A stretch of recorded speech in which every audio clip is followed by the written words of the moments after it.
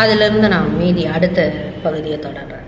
ஏன்னா ஒரு விஷயத்தை நான் தொட்டுட்டேன்னா அதுக்குள்ளே நிறைய விஷயங்களுக்குள்ளே போய் விலாவரியாக தெரிஞ்சு வெளியில் வந்தோம்னா தான் நம்ம ஈஸியாக நம்மளுடைய எண்ணங்களுக்குள்ள சரியான விஷயங்களை புகுத்தி வர முடியும்.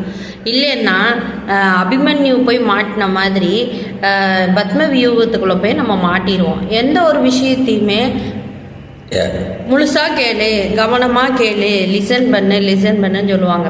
அந்த விஷயம் எனக்கும் சேர்த்து தான். எனக்காக இருந்தாலும் அதை கவனமாக கேட்டேன்னா தான் நான் என்னன்னு சொல்ல முடியும். அது மாதிரி ஒரு விஷயத்த முழுமையாக கேட்க முடியாமல் போனதுனால தான் பத்ம வியூகத்துக்குள்ளே இருந்து நம்ம எப்படி ரிட்டன் வெளியில் வரணும் அப்படிங்கிற ஒரு விஷயத்த மிகப்பெரிய அறிவாளி, தந்திரசாலி மற்றும் பலசாலி எல்லா விதமான தன்மைகளும் தெரிஞ்சிருந்தும் கூட அபிமன்யுவால் வெளியில் வர முடியல. சரி, இந்த அபிமன்யு அப்படிங்கிற ஒரு விஷயத்துலேருந்து நான் ஒரு கதாபாத்திரமாக நான் ஒரு கதை வடிவாக சொல்கிறேன்.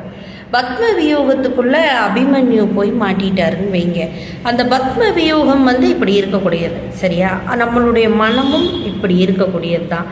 அந்த விரிவான எண்ணங்களோ சிந்தனைகளோ செயல்களோ மாறும்போது தான் அதனுடைய தன்மை வெவ்வேறு விதமாக வெளிப்படும். அது மாதிரி நம்மளுடைய எண்ணங்கள் உள்ளுக்குள்ள சுரபிகளோட விரியும் போது அது எப்படி இருக்குன்னா பத்ம வியூகம் மாதிரி இருக்கும்.